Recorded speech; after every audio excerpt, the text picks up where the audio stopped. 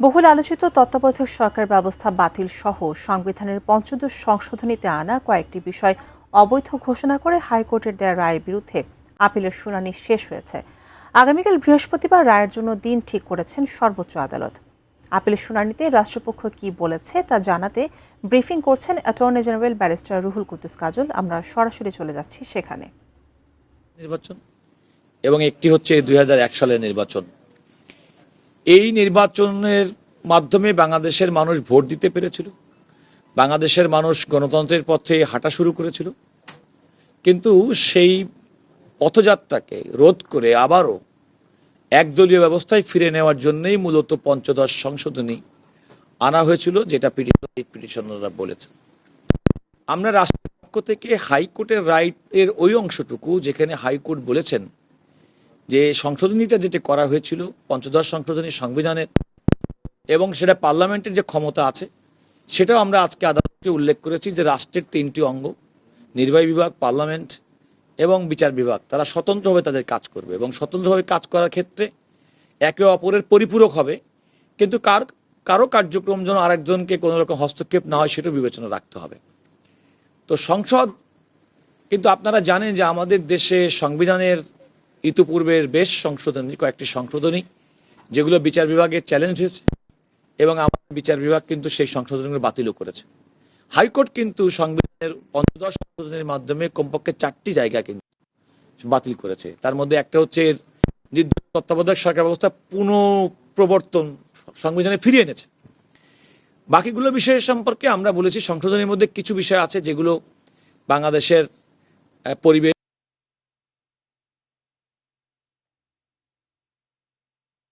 সঙ্গে সম্পর্কিত, সে সমস্ত বিষয়গুলো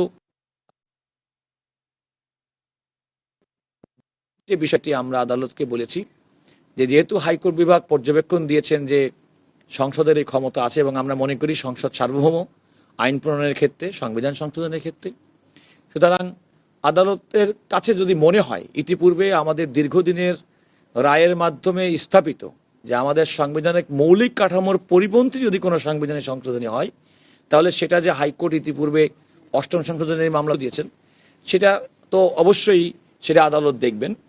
আর একটা হচ্ছে যদি সংবিধান বহির্ভূত যদি কোনো কার্যক্রম গ্রহণ করা হয় সংবিধান সংশোধনের নামে, তাহলে সেটাও কিন্তু আদালত ইতিপূর্বে কিন্তু সেগুলো বাতিল ঘোষণা করেছেন।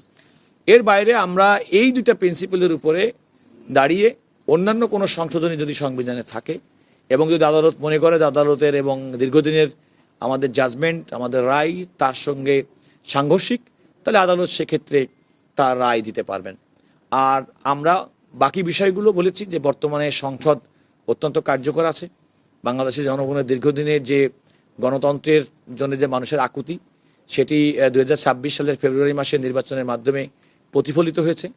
এখন পার্লামেন্ট ইজ ভেরি ভাইব্রেন্ট এবং পার্লামেন্টে আমরা সরকার বিরোধী দলের পক্ষ বিপক্ষের নানা রকম বিতর্ক বাংলাদেশের মানুষকে উদ্বেলিত করছে এবং আমরা গণতন্ত্রের দিকে যাচ্ছি এবং গণতান্ত্রিক চর্চা চলছে। সেটা এভাবে বলে আমরা আদালতকে যখন বলার পরে আদালত আগামীকাল বৃহস্পতিবার এটা চূড়ান্ত রায় ঘোষণার জন্য দিন ধার্য করেছেন। এখানে বিভিন্ন পক্ষ আছে, কেউ আংশিক বাতিল চেয়েছে, কেউ পুরোটা বাতিল চেয়েছেন। এখন আপনারা সংশোধন করে চেয়ে যাচ্ছেন, সব মিলিয়ে যদি পঞ্চদশ সংশোধন শেষ পর্যন্ত গিয়ে এমন একটা জায়গায় গিয়ে দাঁড়াবে না তো যে না একুল রাখি না উকুল রাখি? না, দেখেন এটা তো সম্পূর্ণ আদালতের রায় হওয়ার পরে বলা যাবে। আমরা আমাদের পক্ষ থেকে যে বক্তব্য উপস্থাপন করছি সেটুকু বললাম এবং একটা বাংলাদেশে অ্যাডভার্সারিয়াল সিস্টেমে তো এটাই নিয়ম, এক পক্ষ একরকম বলবে, ভিন্ন লোক আর বলবে। আমরা সংবিধানের এই সংশোধনের মাধ্যমে আমাদের দীর্ঘদিনের আমাদের আইনি যে ব্যাখ্যা কাঠামো, সেই কাঠামোর মধ্যে থেকে ইতিপূর্বেকার সংবিধানের মৌলিক কাঠামো পরিপন্থী কোনো যদি সংশোধনী হয়, কোনো বিধান সংযুক্ত করা হয়, তাহলে বাতিল করার যে বিধান এবং যে রায় ইতিপূর্বে প্রচারিত হয়েছে আমরা সেটাও বলেছি। আবার অ্যাট দ্য সেম টাইম সংবিধান বহির্ভূত যদি কোনো প্রভিশন যদি পঞ্চদশ সংশোধনীর মধ্যে থেকে থাকে সেটিও পূর্বের রায়ের নজিরের আলোকে সেগুলো বাতিল চেয়েছি।